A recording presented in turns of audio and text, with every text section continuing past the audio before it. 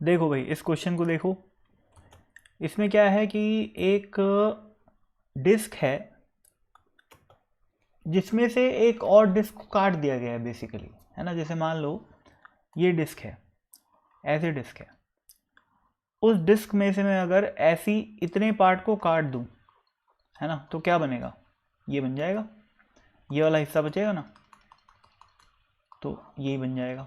समझ रहे हो बात को।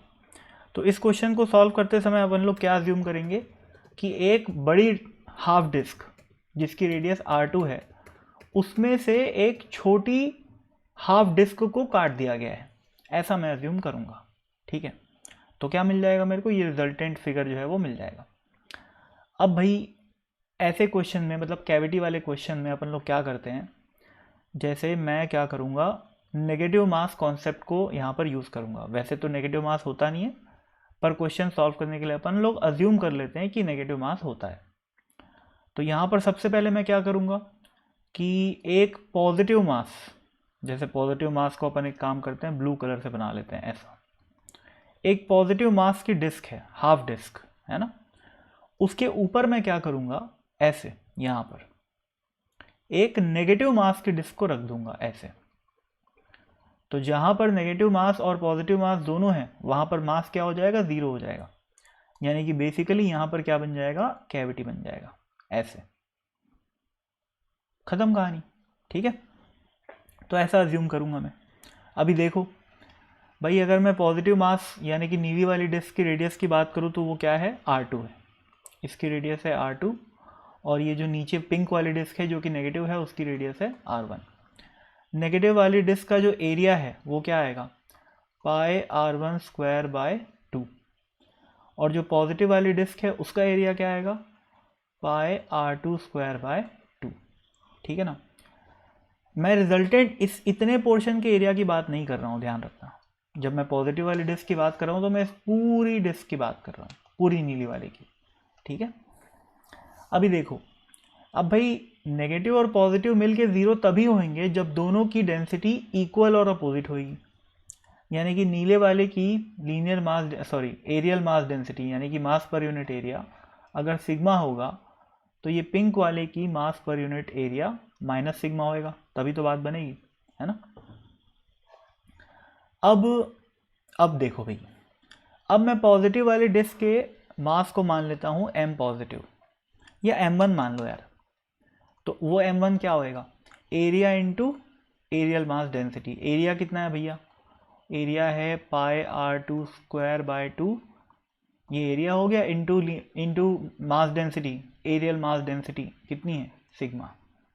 और नेगेटिव वाली डिस्क के मास को मैं मान लेता हूँ m2, उसका एरिया कितना है, पाई R1 स्क्वायर बाय 2, इंटू यहाँ पर क्या आएगा, माइनस सिग्मा आएगा।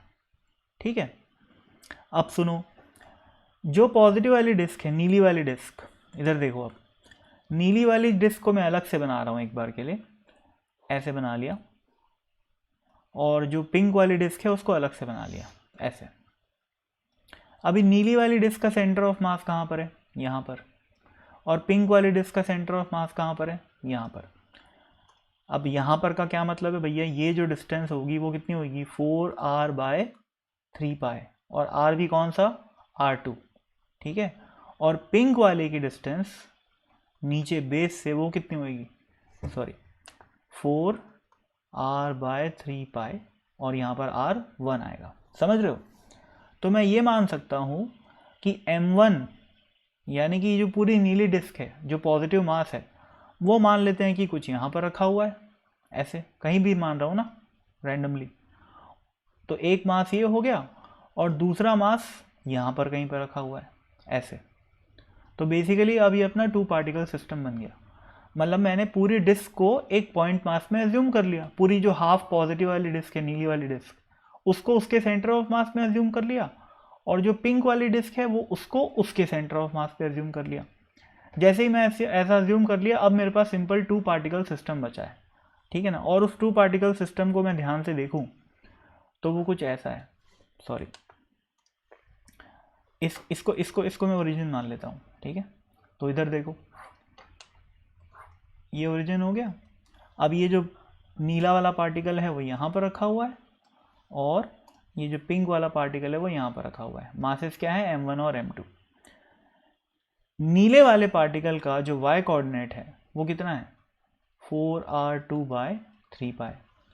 पिंक वाले पार्टिकल का जो y कोऑर्डिनेट है वो कितना है, 4r1/3π। ऊपर 4 ही आता है ना यार, हाँ ठीक है। ये हो गई बात। अब क्या, अब मैं इन सबको मिटा देता हूँ। किन सबको, इसको मिटा दो, इसको भी मिटा दो, नीचे वाले को सब मिटा दो, कोई काम नहीं है इसका। अब मेरे को क्या पता है, अब मेरे को नीले वाले पार्टिकल का मास पता है, नीले वाले पार्टिकल की पोजीशन पता है, पिंक वाले पार्टिकल का मास पता है, पिंक वाले पार्टिकल का पोजीशन पता है। तो अगर मेरे को सेंटर ऑफ मास का y कोऑर्डिनेट निकालना है तो मैं क्या करूँगा, m1 into y1 plus m2 into y2 divided by m1 plus m2। ठीक है, m1 कितना है, ऊपर लिखा हुआ है πr2 का square by 2 into sigma into y1 कितना है, ये रहा y1, यानी कि 4r2/3π। ठीक है, प्लस m1 कितना है, m1 की वैल्यू है, देखो यहाँ पर माइनस साइन है ना, तो m1 की वैल्यू है minus of πr1² into sigma. ठीक है, और इंटू यहाँ पर क्या आ जाएगा, इंटू आ जाएगा ये y2 जो कि कितना है 4r1/3π। और नीचे में क्या आएगा, m1 प्लस m2। m1 कितना है भैया, πr2² sigma minus plus m2 कितना है, m2 है minus of πr1² into sigma. ठीक है, स्टैंडर्ड इक्वेशन है सेंटर ऑफ मास के y कोऑर्डिनेट की, उसमें बस मैंने m1 और m2 की वैल्यू रख दी है। हाँ, वो बात अलग है कि m1 की वैल्यू पॉजिटिव है और m2 की वैल्यू नेगेटिव है, वो बात अलग है। ठीक है ना। अभी देखो इसमें से क्या क्या कट जाएगा। अब तो भाई आंसर आ गया है, बस सिंप्लीफाई करना है अपने को। तो भाई मेरे को ये π/2 नीचे और ऊपर दोनों में कॉमन दिख रहा है।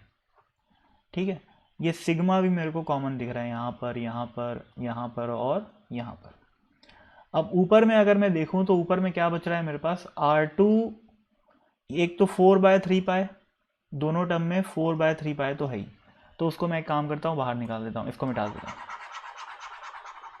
मिटा दिया और 4/3π निकल गया बाहर। अंदर क्या बचा देखो, ये R2 का स्क्वायर है और ये R2 है, यानी कि R2 का क्यूब बन गया, माइनस R1² और ये R1 यानी कि R1 का क्यूब बन गया, डिवाइडेड बाय नीचे में तो केवल ये R2² और R1² बचा हुआ है, लिख दो R2² माइनस R1²। अब भैया a³ माइनस b³ का फॉर्मूला क्या होता है, अगर मेरे को सही याद आ रहा है तो इसका फॉर्मूला होता है R2 minus R1 into R1² plus R2² plus R1 R2। और R2 माइनस R1 का फॉर्म नीचे डिनोमिनेटर में क्या लिखा हुआ है, R2² माइनस R1²। तो ये तो क्या बन जाएगा, ये बन जाएगा R2 minus R1 into R2 plus R1, simple a² minus b²। अब ये दोनों हो गया खल्लास, है ना। तो क्या बचा 4/3π ये डिवाइडेड बाय ये, और यही इसका आंसर भी है।